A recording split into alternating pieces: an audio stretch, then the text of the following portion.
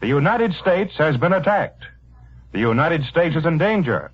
Let every patriot take his stand on the bastions of democracy.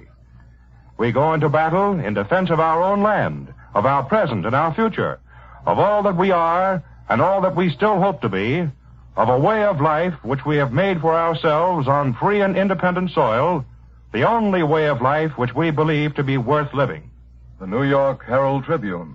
In this solemn hour, the first thought of every American will be of his country. The drumming guns that have no doubts have spoken. That union, in face of peril, which was grievously lacking, is at hand.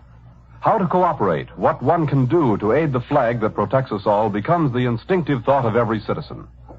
The attack itself, an act of naked aggression committed while Japanese envoys were actually in discussion with our State Department, and the President's message lay before the Emperor, came as a dismaying shock. Because Americans could not themselves take such action, it is difficult for them to conceive of the mind which instinctively acts without thought of law or honor. But if the manner of the aggression was a surprise, the fact that this nation at last finds itself at grips with Japan will hold no corresponding astonishment. The battle is on. It cannot stop in the Pacific until Japanese militarism has been ended for all time. It cannot stop in Europe until the power for evil of Nazi militarists has been equally destroyed and their captives freed. If the maneuver of the Japanese attack was designed with any thought that its surprise would distract this nation from its part in the world scene, in the Atlantic, in Europe, in Africa, the sooner the minds that so underestimated American intelligence are disabused of this notion, the better. We know that we state no more than the simple truth when we declare that this war against our enemies, wherever they may be, will be fought to a victorious end with the last energy, the last resource, and the last ounce of determination of every American man and woman. The Chicago Daily News. Today, the United States is at war. We write these words in sorrow. We write them also with a sense, undoubtedly shared by a vast number of Americans, not exactly of relief at this tragic ending of the long nerve strain to which we have been subjected, but of deep faith that all is somehow for the best. We have tried in every reasonable way to avoid what has happened. At the hands of both Hitler and Japan, we've been patient and long-suffering. Thanks now to Japan, the deep division of opinion that has rent and partly paralyzed our country will be swiftly healed. It cannot be otherwise. Once more, we shall be a united people, firm in a single determination to maintain our liberties by the complete and utter defeat of our foes. The Chicago Tribune. War has been forced on America by an insane clique of Japanese militarists. Thus, the thing we had all feared, that so many of us have worked with all our hearts to avert, has happened. America faces war through no volition of any American. Recriminations are useless, and we doubt that they will be indulged in. All that matters today is that we are in war, and the nation must face that simple fact. The Chicago Sun. War to the death through Japanese and German militarism, or to the death of the United States of America. All that President Roosevelt foresaw and feared and worked against, all that lesser men refused to fear because they could not see, has come to pass. A thing of evil that is abroad and in the world has coiled its ugly body and struck. As Hitler struck at Europe, Japan has struck at America, cloaking words of peace in deeds of war and treachery. Let no one think that this is a one-ocean war, a one-handed war, or a war with one nation only. We have been struck by the Weltschlange, the world serpent, its head in Germany and its tail in Japan. I offer you blood and tears, said Winston Churchill.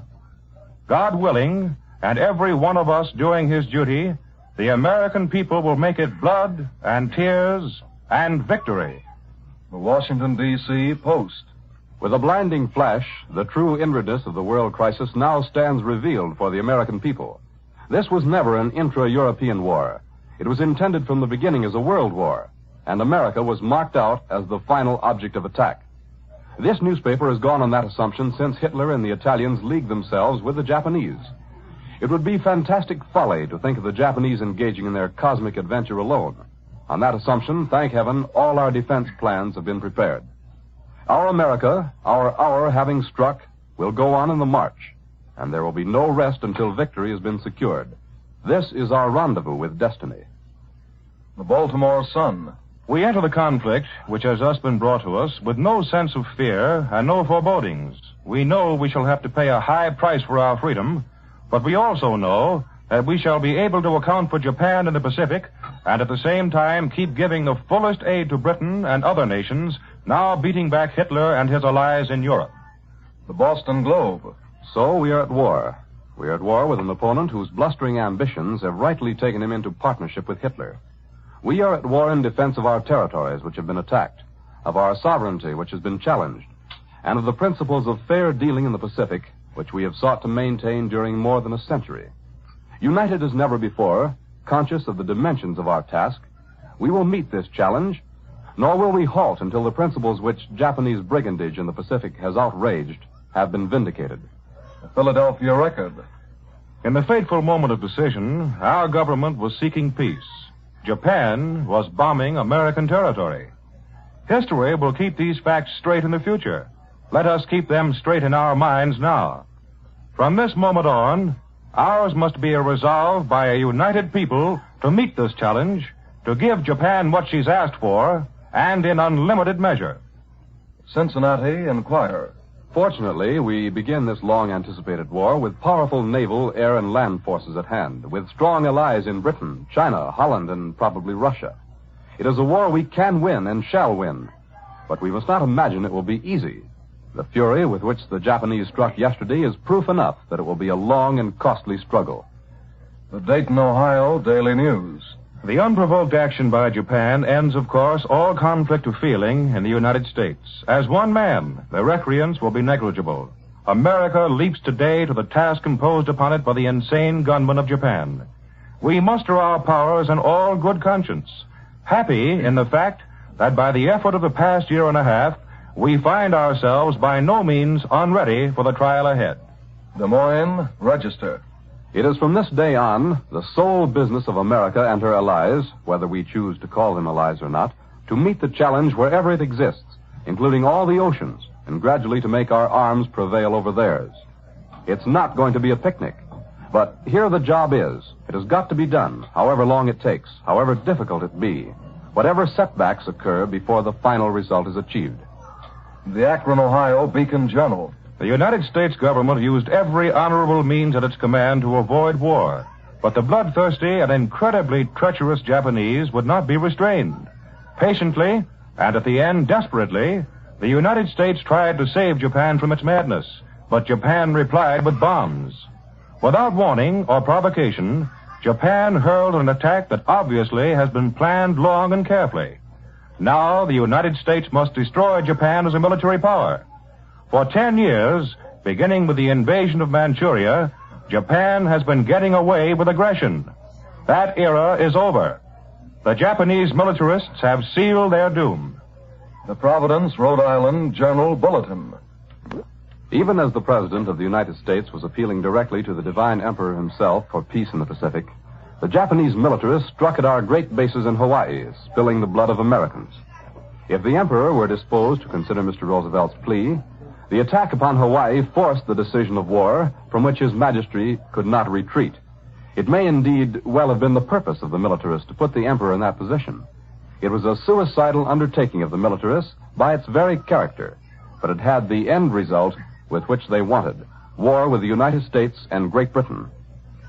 The Portland, Maine Press Herald. It is the United States against Hitler, his satellites, and stooges. If the Congress has the guts an American Congress ought to have, it will refuse from this day to blink at duty. It will recognize verities. It will declare war upon every enemy of peace and decency. We must not only furnish the tools, we ourselves must help finish the job. The Raleigh, North Carolina News and Observer. Slipping out of the night on Sunday, the Japanese, behind the mask of negotiation still in progress, seized the value which lies in surprise. Far more important by their action, they gave America immediately the unquestioned power of absolute unity. They dramatized their own aggression and lifted to its full capacity America's determination in defense. A united nation behind a magnificent leader moves in confidence toward its destiny, which includes not only victory in war, but a better world beyond it. The Charlotte Observer. The sacrifice may be epical and all-engulfing. The cost in national suffering and blood and misery and woe and sorrow may mount to unmeasurable proportions. But we are a gallant and resolute people who honor the ways of peace and loathe the wickedness of war, and who in an hour of such travail as this will stand by our traditions of gallantry and courage with pride and high resolution. God bless America. Palm Beach, Post-Times. The United States will fight the war in the only way it knows how, fearlessly, united, and with every resource at its command. Every humane and human code of our people propels us on to victory. The Louisville Courier-Journal. War has chosen us. We shall fight to the end. And we must face the terrible truth that the end will not be found in Japan or on the wide wastes of the Pacific. The end will be found in Berlin. This world revolution takes its orders from Berlin. Japan is the immediate enemy, and she must be destroyed. Nazi Germany is the ultimate enemy, and she must be destroyed. Americans will not only unite to beat Japan, Americans must now unite to finish the job by beating Germany, the source of all our woe. And Americans must also unite to build a world, when this bad time is over, in which our children may hope to respect their neighbors and themselves, and thus to know peace. The St. Louis Globe-Democrat. Not a soul in the United States wants war, but the United States has been directly attacked. The war gauntlet has been flung in our teeth.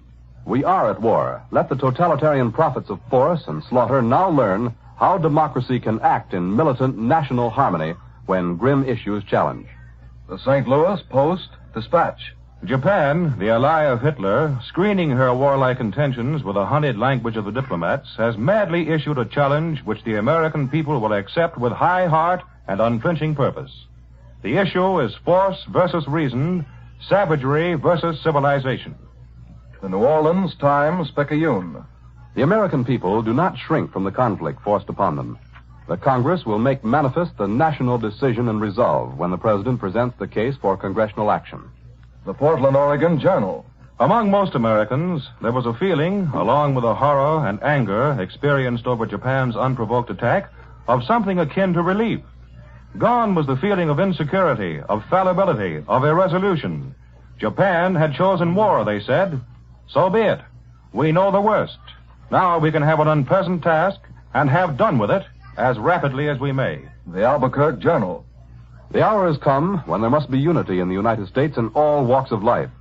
We have only one objective left, the defeat of the aggressor nations in the defense of democracy and the future of our form of life.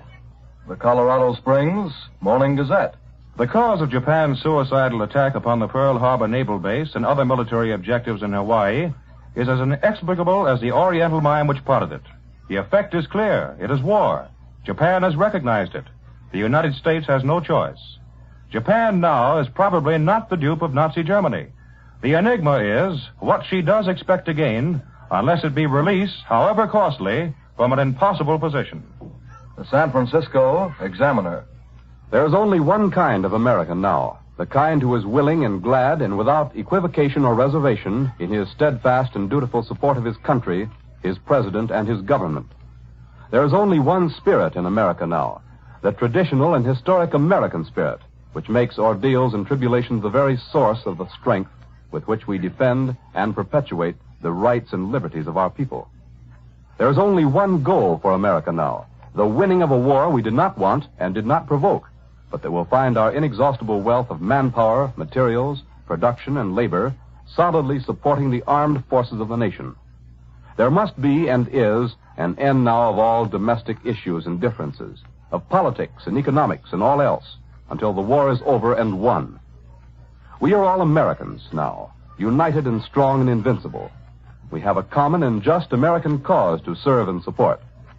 Let all Americans have one purpose, the successful conclusion of this unwanted war as soon as possible, and the restoration of the peace we desire, and the resumption of our orderly democratic way of life. Let all Americans be Americans in every thought and act, in the high spirit of their fathers, and with faith in the destiny of their beloved country and its cherished flag. The San Francisco Chronicle. By the act of Japan, America is at war. The time for debate has passed, and the time for action has come. That action must be united and unanimous. Politics is adjourned, whether being parties, factions, or economic groups. From now on, America is an army with every man and woman and child a soldier in it, all joined to the one end of victory.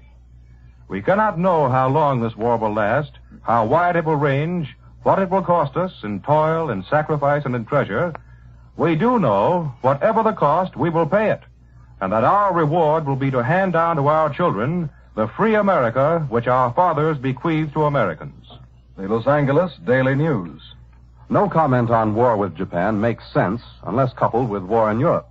There are two powerful parties in Japan. One belongs to Hitler, led by military dictatorship under Tojo.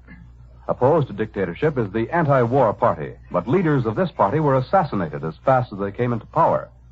Nevertheless, that party was anxious to make peace with us in Great Britain. Hitler had to stop that. His one hope was to engineer this sudden war between us and Japan. Hitler has now played his trump card. The Los Angeles Times. Japan has asked for it. Now she's going to get it. 10 years on our part to preserve peace in the Pacific. 10 years of insolent trickery and treaty breaching on hers came to their simultaneous and grimly appointed ends when the first of friendship-professing Tokyo's bombs fell without warning, literally from the blue, on Honolulu and Manila at dawn yesterday. It was the act of a mad dog, a gangster's parody of every principle of international honor, and a self-signed death sentence murderous savagery among enlightened governments. In its every aspect save one, the act of Japan is a perfect replica of its monstrous Hitlerian model. The Hollywood Citizen News. The Japanese challenge means Japan's certain defeat and a new day for the Pacific. To be engaged with Japan at this time may for a while restrict our efforts against Hitler. But when Japan's threat is eliminated, the finish of Hitler also will be certain. And now, an analysis by William L. Shire. Senator Tom Connally, chairman of the Senate Foreign Relations Committee, said tonight on the way to the White House that the Japanese attack on the United States possessions soon may result in open warfare between this nation and Germany and Italy. It would seem indeed that Japan's unprovoked attack on this country today had thrown us into war not only with the Japanese, but with their dominant ally, Germany.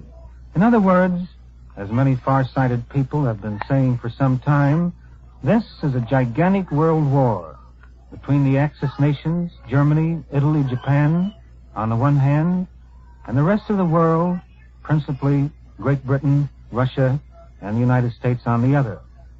And it is obvious now that the Japanese military clique, which has provoked this Japanese-American war, has gambled all, the whole future of the Japanese Empire, on a Hitler victory.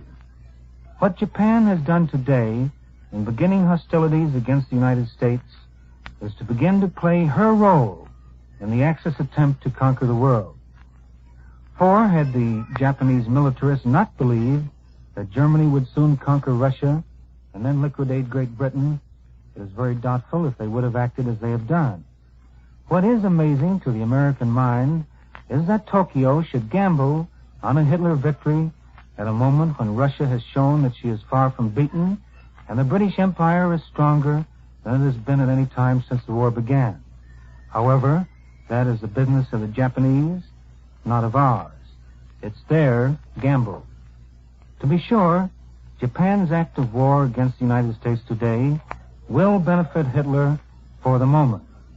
It will mean, for the moment, that we can send fewer planes and tanks and guns to Russia and Britain and even China. It will mean that we will have to concentrate most of our naval power in the Pacific, giving Hitler a further advantage in his much bogged-down war in the Atlantic. These things benefit Hitler for the moment, but there are other things which work the opposite way. The first is that this country, which was not unified on the question of going to war with the Axis, has been unified since about 2:30 p.m. this afternoon.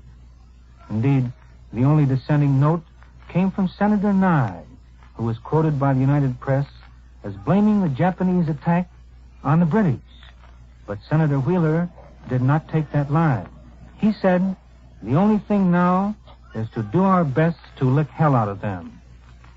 We face Japan and perhaps the rest of the Axis tomorrow, then a unified nation, which will now turn all of its great resources and abilities from peaceful occupations to that of winning the war.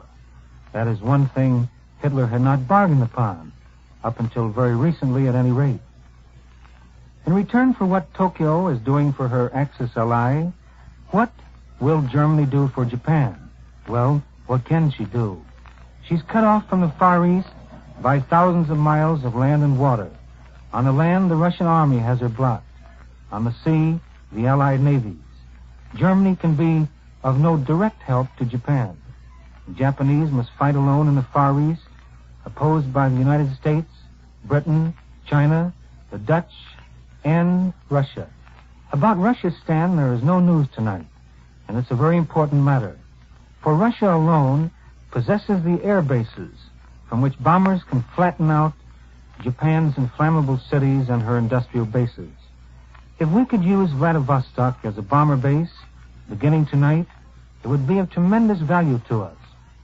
Or if our bombers flying the 2,400 miles from Dutch Harbor, Alaska to Japan, or the 1,600 miles from Manila to Japan, could then land at Vladivostok, which is only some 600 miles from Japan's coast, refuel there for a fresh bombing of Japanese targets on their way home to their bases, well, that too would be of great advantage to us.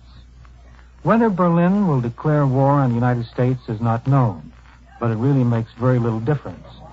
Berlin does not declare war when she makes war. According to the terms of the tripartite treaty, Germany would have to declare war in case we attack Japan. But it's merely an academic question now. From Berlin itself, we've heard very little tonight. There was a typical Hitlerian outburst, typical except that it was rather brief. The German people were told this, quote, as a result of constantly increasing warmongering of the American President Roosevelt in recent weeks, the first clashes between Japanese and United States armed forces occurred today, end quote. And then there were a couple of other sentences of similar nonsense. It's doubtful if the German people, as hoodwinked as they are by Dr. Goebbels' propaganda machine, will swallow it. And what will come as a terrible blow to the German people, with their memories of 1918 not buried by any means, is that the United States is once more in the war against their side. The Navy is likewise on its toes. Admiral Charles Hurt, Commander-in-Chief of the Asiatic Fleet, gave out word that hostilities had opened with an attack on Pearl Harbor in Honolulu. Steps are being taken accordingly, was his laconic comment on that state of affairs. The Pan American Airways Clipper route runs directly across the zone of hostilities. Their line starts at San Francisco, goes to Honolulu, Midway, Wake, Guam, and the Philippines, then on to China or Singapore. The manager of Pan American Airways Manila office says they have a westbound clipper at Wake Island, but none others in the trouble zones, and none at Honolulu. There has been no time to check on what is happening at the clipper bases on Wake and Midway. A reliable source in Manila reports that the Japanese have an air base about 1,000 miles south of Wake in the South Pacific. It would be a long trip to bomb Hawaii from there, but if they sent over big bombers, it could have happened. Manila, of course, wonders when its turn is coming. They noted the phraseology of the Tokyo announcement about a state of war in the Western Pacific. This is more properly the Western Pacific than is the region around Hawaii. Let me repeat, there have been no bombings in Manila yet. We don't know what to expect. Japan has pulled a surprise move in Honolulu, but the Philippines is also at war. Planes from the Air Command are scouting continuously over the coastlines and over central Luzon to intercept any possible attack from any direction that Japan might undertake. We have just received word, not fully confirmed, that Guam is in trouble. The cable company here found its line cut, and then word came along that bombers were sighted overhead at 6:45 a.m. Nothing further has come through. The next word came from Shanghai, which is practically defenseless now with the Marines gone. The United States Marines landed in Manila last week. The Japanese attacked the place apparently at night, shelling and machine gunning the famous Bund, Shanghai's waterfront. They are reported to have sunk a British gunboat and taken over the American gunboat Wake, which was the only armed United States vessel in the vicinity. This boat was in a partially decommissioned condition, acting as a communications contact for the American consulate in Shanghai.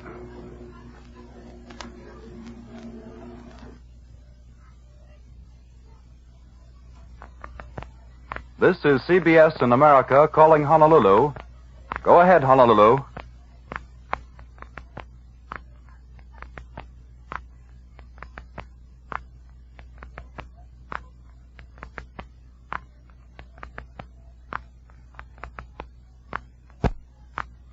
We should like to now try to call in Manila, the capital of the Philippine Commonwealth.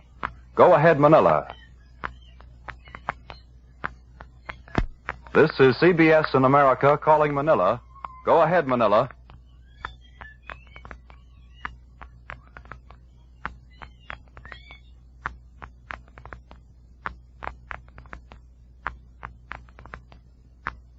This is CBS in America calling Manila. Go ahead.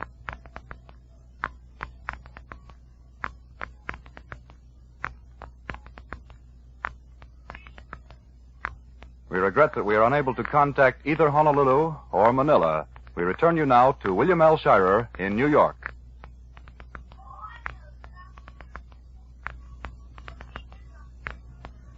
We will hope later to be able to bring you direct reports from both Honolulu and Manila.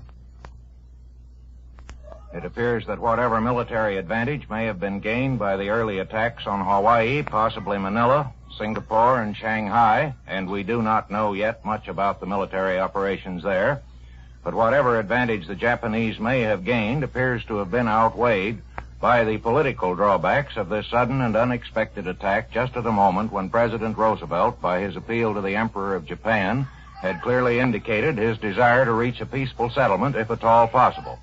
An indication of the reaction of those who have hitherto opposed the administration's foreign policy is the statement of Senator Wheeler, who, as quoted by the Associated Press, says the only thing to do now is to lick hell out of them.